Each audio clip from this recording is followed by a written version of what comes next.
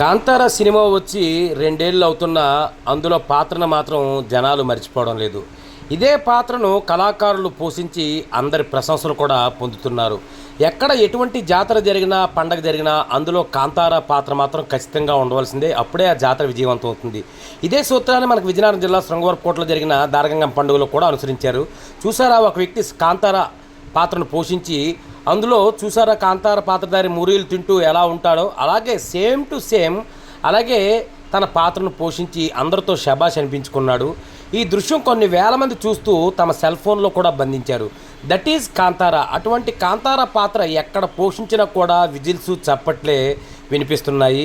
ఈ కాంతార పాత్ర ఎక్కడ వేసినా సరే జనాలు అదే విధంగా ఆశీర్వదిస్తూ వాళ్ళను ప్రోత్సహిస్తున్నారు.